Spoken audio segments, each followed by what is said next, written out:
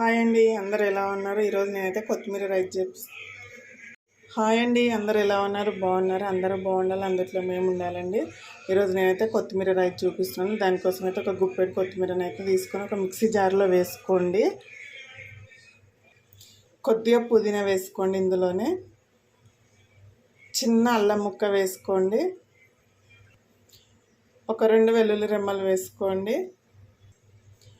ఒక 4 పచ్చిమిర్చి వేసుకోండి. ఇందులోనే తుంపేసుకోండి.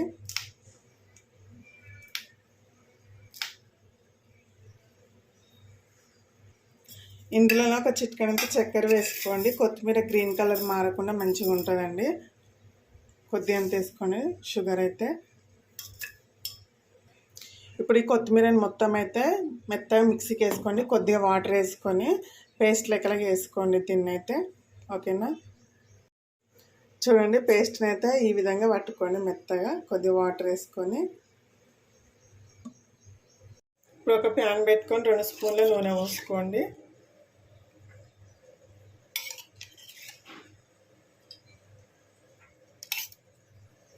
నూనె అయితే హీట్ అయింది. కదా, ఒక చెక్క, చిన్న 2 ఇలాచీలు, 2 లవంగాలు వేసుకోండి. పిల్లలు కదా స్పైసీ ఎక్కువ తినరు. లంచ్ బాక్స్ రెసిపీస్ అండి, చాలా ఈజీగా వేసుకోవచ్చు. కొద్దిగా జీలకర్ర వేసుకోండి. 1 స్పూన్ పల్లీలు వేసుకోండి. కొంచెం శనగపప్పు వేసుకోండి. మీకు కావాలంటే జీడిపప్పు ఇట్లా వేసుకోవచ్చు అండి, పిల్లలు ఇష్టపడితే. వీటిని ఇప్పుడు మంచి కలర్ వచ్చే వరకు ఫ్రై చేయండి. మంచిగా ఫ్రై అయిపోయినాయి కదా, ఇప్పుడు కట్ చేసిన ఒక ఉల్లిపాయ ముక్కలు వేసుకుందాం. చిన్నగా కట్ చేసి వేసుకోండి.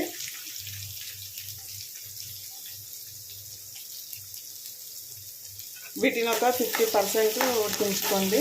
ఉల్లిపాయలు ఇట్లా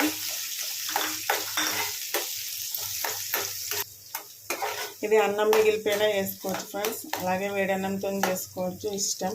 ఇంట్లో రైస్ ఉందంటే ఏమి తినబుద్ధి కానప్పుడు ఇలా వేసుకొని తినండి, చాలా బాగుంటుంది రైస్ అయితే.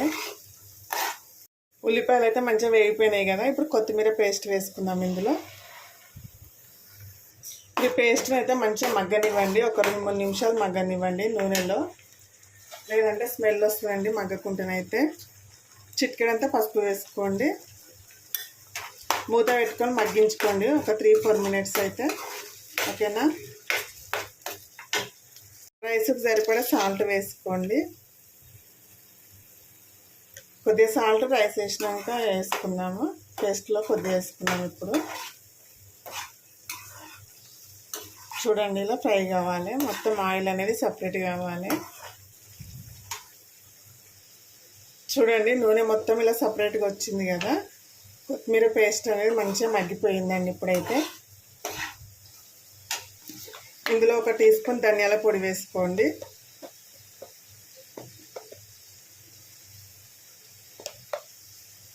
ఒక 1/2 టీ స్పూన్ వేయించిన జీలకర్ర పొడి వేసుకోండి, బాగుంటుందండి రైస్లో అయితే. ఇదంతా బాగా కలుపుకోండి ఇప్పుడు ఒకసారి.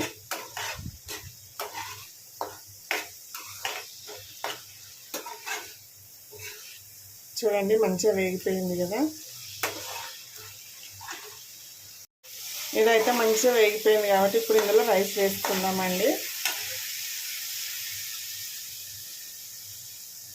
అన్నం ముందే వేడి అన్నం అయితే ఇప్పి పెట్టుకోండి, పుల్లలుగా మంచిగా వస్తుంది.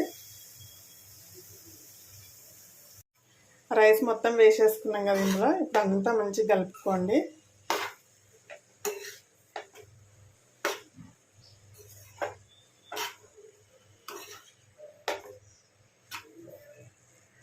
చూడండి, రైస్ మొత్తం కలుపుకున్నాం కదా ఇలాగా. సాల్ట్ అనేది నాకు సరిపోయిందండి, మీకు సరిపోకుండా వేసుకోండి. కొత్తిమీర అనేది మీరు ఎంచుకున్న రైస్ని బట్టి తీసుకోండి. ఎక్కువైతే మళ్ళీ స్మెల్ ఎక్కువ అవుతుందండి, టేస్ట్ బాగోదు. మీరు ఎంత రైస్ అయితే తీసుకుంటారో దానికి తగ్గట్టుగా వేసుకోండి. చూడండి, కలర్ అయితే మస్తు వచ్చింది కదా, గ్రీన్ కలర్లో వచ్చిందండి, చాలా బాగుంటుంది. కొద్దిగా కొత్తిమీర వేసుకోండి. ఓకే అండి, కొత్తిమీర రైస్ అయితే రెడీ అయిపోయింది. వీడియో కనుక నచ్చినట్టయితే ఒక లైక్ చేయండి, షేర్ చేయండి, అలాగే మన ఛానల్ని సబ్స్క్రైబ్ చేసుకొని సపోర్ట్ చేయండి ఫ్రెండ్స్. లైక్ చేసి వీడియో మొత్తం చూడండి ప్లీజ్ ఫ్రెండ్స్. ఓకేనా మరి బాయ్.